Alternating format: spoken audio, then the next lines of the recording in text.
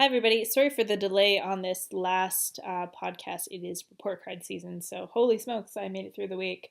So this is Victoria here. I'm just going to close out the part 5 of the Kidblog tutorials for the week. And we are actually going to hop on to the iOS version today.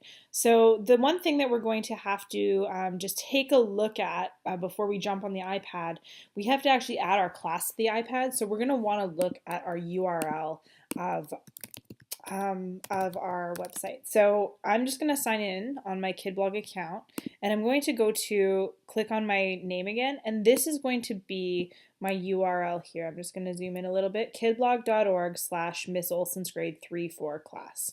Now this is again a mock URL just for the purpose of this tutorial, and at the end I will put a link into my existing class blog so that you guys can take a look at that. And just kind of see what it can look like from the kids' point of view. So really quick, we're going to jump onto the Reflector app here. And I'm just going to get this into full screen so you can just see this. So it's really important to know that class URL, and what we're going to do first is we're going to add our class. Here on the left side of the screen, you can see that I have my class from last year, kidblog.org/eduminions, as well as I was supporting one of the teachers in my school, Miss McLeod, so I've got her class linked here. This is really useful if you have your iPads are shared with different classes who are blogging. You can actually add all the classes here, and then the kids just click on their respective class to sign in. So I'm going to start by clicking on Settings at the bottom, and I want to add a class. So I'm going to tap on the button that says Add a Class, and I'm going to press Login to Kidblog. As soon as I do that, I have the option to put in my class URL. So we saw it was Miss Olson's grade 3-4 class. And then as soon as I tap into the username, you're going to see Johnny, Sally, and myself. So I'm going to just sign in as Johnny today so you can see what it looks like from a student's point of view. And I'm going to log in. As soon as I log in, you're just going to see that sidebar, and it's going to pop open with all of the different things that Johnny can do. So once again, just like we use on the desktop app, you can put a title in, tags, categories, writing. And if you look down to the bottom right-hand corner, you've got adding photos from the library or taking photos, or adding video as well. I'll just click out of there and you can look at add video. Just remember that when it pops up saying, do you have permission to access the camera, or do you have permission to access the camera roll, you need to say yes. Because if you don't say yes, then you're going to have to go change it in your privacy settings later on the settings part of the iPad.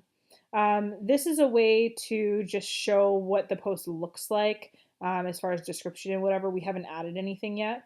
And if you look at settings, this is the publishing setting. So if it's published, is it public? Is it supposed to be immediately published, and so on, okay? This little pen is just the editing tool. So those are all of the little features there. We're going to go now back to that sidebar, and if we click on posts, we can see, usually we would see, I'm just going to do a sample post. We're going to be able to see anything that Johnny's done. So if I go to posts, you can see the no title post as a sample. Okay, I'm going to swipe back to get back here. And then we can go look at the comments Johnny's left. Again, Johnny hasn't left any comments, but if he did, they would pop up here. And then when we click on view the site, it actually takes us to the live site where Johnny can then go and zoom in and zoom out, and he can tap on any post, open it up, leave a comment, and go from there. All right, so I'll just leave that comment. Maybe we can go back to the comment page so you can see that it says the comment is awaiting moderation, which is really important because remember we set up those settings so that I, Miss Olson, have to approve Johnny's post before he actually has it live on the site. And there, once we see comments, you're going to see it's pending moderation at the top. And last but not least, we have the control panel where once again, this is exactly the same as on the live site on the web. Johnny can actually edit things, and if you scroll up to the top, it's not quite as detailed on the iPad, but you can see posts here, you can see drafts here, comments, users, and so on. Okay, so like just their profile, and all of that stuff is available here on the iPad as well, so students can access that here.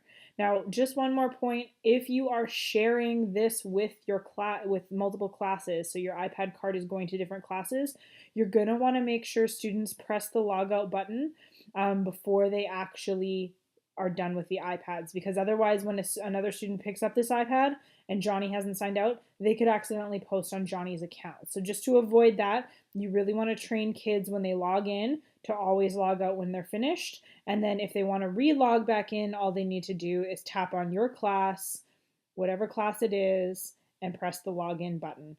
And then their names will pop up. So this has been the last of the Kidblog tutorials. I hope that they have been helpful for you. If you have any questions, you can tweet me here, and here is the link to my class site. Thanks for watching, and we'll see you next month.